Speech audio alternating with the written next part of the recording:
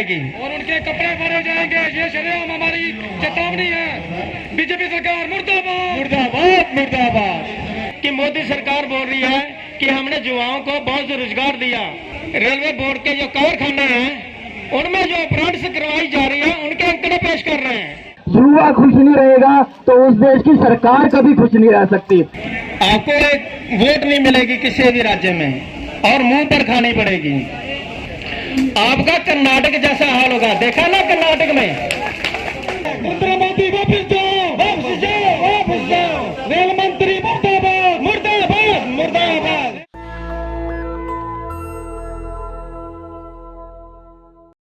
आज आने वाले टाइम में जो सरकार सुन नहीं रही है ना, आज हम अलग अलग जगह के लोग यहाँ पे बैठे हैं, हर एक लगे उधर में धरना दे रहे हैं, सामने धरना दे रहे हैं, हर कोई दे रहा है। आने वाले टाइम पे यही सरकार के लोग यहाँ बैठेंगे 2024 में, जब उनको मुंह की खानी पड़ेगी। और ये मेरा वादा है, क्योंकि जब युवा खुश नहीं रहेगा तो उस देश की सरकार कभी खुश नहीं रह सकती। और प्राइवेटाइजेशन अगर आप जितना मर्जी कर लो, आने वाले टाइम में ना आपको जो रेल का बजट दिखा रहे हैं, हमारे पास इतना बजट आ रहा है, ये बजट आ रहा है, आप खुद देखना, कभी टिकट बुक करके देखना, आपको टिकट बुकिंग पे टाइम पे भी जीएसटी मिलेगी, और जब आपको कभी बुकिंग कैंसिल करनी होगी तब भी आपकी जेब से जीएसटी जाएगी। और जो सीनियर सिटीजन का जो कोटा था वो भी ये खा चुके हैं, उसमें सिर्फ कोटा ही रह चुका है। जो होता था ना उसको 40% 30% की छूट दी जाती थी, वो भी नहीं है। पर आज हमारे जितने एमपी एमएलए हैं इन सभी को छूट दे रखी है। क्यों? क्योंकि इन्होंने अपने बारे में सोचा। जिस दिन ये सरकार युवाओं के बारे में, गरीबों के बारे में, किसान के बारे में, मजदूर जो मजदूरी कर रहा है उसके बारे में सोचेगी ना, तब जाके इस देश की सरकार कह सकेंगे कि हाँ ये सरकार आज हमारी अच्छी है। जब पंजाब गवर्नमेंट हमारे जो बिजली बोर्ड के अधिकारी, उनको बिजली बोर्ड के अप्रेंटिसशिप को सबको भर्ती कर सकती है, क्या हमारी गवर्नमेंट नहीं कर सकती जो सेंट्रल गवर्नमेंट में बैठी है? क्यों ये सेंट्रल गवर्नमेंट सो रही है? क्यों ये हमारी बात को सुन नहीं रही है? समझ में ये नहीं आ रहा कि क्या इनके कान में रुई फंस चुकी है या इनकी कान में गर्म तेल डाल के इनको जगाना पड़ेगा। जब तक इस सरकार को हम अपनी बात नहीं समझा सकते ना अच्छे से, तो हमको ये गवर्नमेंट को देने वाली है नहीं, तो हमको तो अपना अधिकार छीनना ही पड़ेगा। और साथ ही एक साथ हम रहेंगे तभी हमारा हमको अधिकार मिलेगा। जॉब लेने के लिए यहाँ पे आए हैं तो कहीं ना कहीं रेलवे मंत्री को और रेलवे बोर्ड को मानना पड़ेगा और हम मना के रहेंगे। और एक बात हम बताना चाहते हैं, अगर रेल मंत्री और बीजेपी सरकार ये सोच रही है कि इन युवाओं को हम इसी तरह धोखे में रखकर जॉब नहीं देंगे, तो आने वाले समय में हम इस मंच से कह रहे हैं कि सभी राज्यों में जहां जितने जोन है हमारे, सभी राज्यों में बीजेपी सरकार का बाइकआउट किया जाएगा और बीजेपी सरकार के एमएलए एमपी को हमारा पूरा विरोध होगा और उसको वोट नहीं दी जाएगी और उनके कपड़े भरे जाएंगे। ये शरेआम हमारी चेतावनी है। बीजेपी सरकार मुर्दाबाद मुर्दाबाद मुर्दाबाद। 2014 में जो बीजेपी सरकार रही है तो इन्होंने उस समय से ही रोक लगा दी जॉब देने की। अभी मीडिया वाले पूछ रहे थे कि मोदी सरकार बोल रही है कि हमने युवाओं को बहुत रोजगार दिया। वो मैं बताना चाहता हूँ, जो आंकड़े पेश कर रहे हैं ये रेलवे बोर्ड के जो कारखाने हैं उनमें जो अपराध करवाई जा रही है उनके आंकड़े पेश कर रहे हैं। 2-2, 3-3 साल रेलवे बोर्ड में, रेलवे कारखानों में अपराध करवाने के बाद उनको घर में बेरोजगार करके छोड़ दिया जाता है। और उस जो एक साल में 2 या 5 लाख या 10 लाख लड़के अपराध करते हैं, उनका आंकड़ा पेश किया जाता है कि लड़कों को हमने रोजगार दे दिया।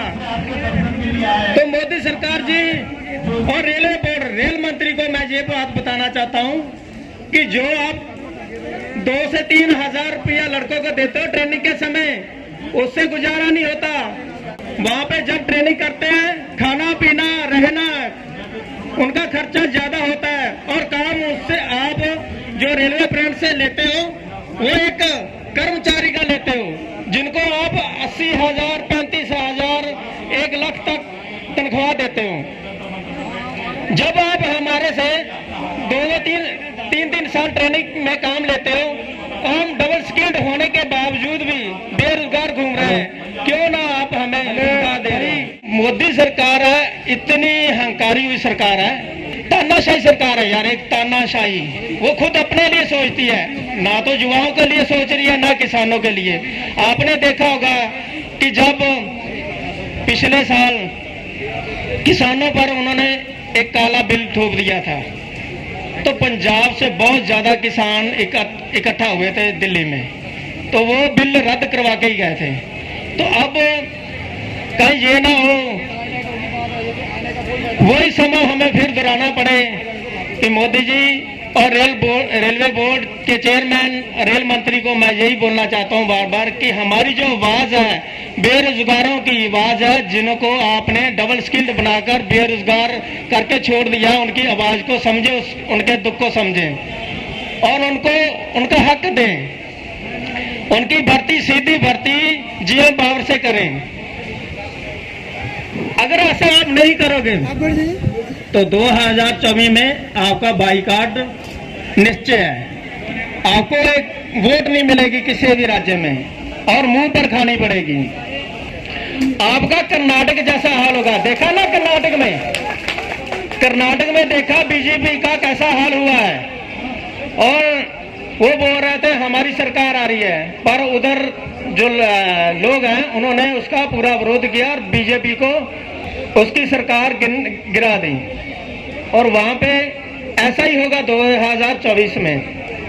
अभी मैं कुछ जो हमारे यूनियन लीडर हैं उनको बोलना चाहता हूं कि सर, आप अगर सोच रहे हो कि इसी तरह लड़कों को हम शल में रखेंगे और एक मीठी गोली जैसे कि लॉलीपॉप देते रहेंगे, आप तो अपना जब मेमोरेंडम देते हो, अपनी आवाज उठाते हो, उसमें आपके वो 2-3 नंबर होते हैं, हमारा नंबर सबके नीचे में रखते हो। वो इसलिए रखते हैं कि लड़कों का साथ लेना होता है। और अब हम आपको बताना चाहते हैं, जब यूनियन का इलेक्शन होगा ना, आप सोचते हो कि हमारे सैन के अलावा अप्रेंटिस की भर्ती नहीं होगी। अगर आप हमारे भर्ती में रुकावट डालोगे, अगर हमारी भर्ती में आप रुकावट डालोगे तो आपके यूनियन को जब इलेक्शन हो गए तो जिस जोन में इलेक्शन हो गए पूरा आपका विरोध किया जाएगा, अगर आप हमारी भर्ती में रुकावट डालने की कोशिश करोगे। मैं तो इस मंच से यही बोलना चाहता हूं कि आप रेलवे के जो अप्रेंटिस हैं, जिन्होंने आज 10-12 सालों से अप्रेंटिस किए हुए हैं, उनका साथ दें और उनके साथ खड़े हैं। नेशनल दस्तक की आपसे गुजारिश है कि अगर इसको बचाना चाहते हैं तो नेशनल दस्तक को सब्सक्राइब करने के लिए रेड कलर के सब्सक्राइब बटन को दबाएं, फिर बेल आइकन की घंटी दबाएं। नेशनल दस्तक को बचाने के लिए बहुत जरूरी है कि हर खबर को शेयर करें, लाइक करें, कमेंट जरूर करें।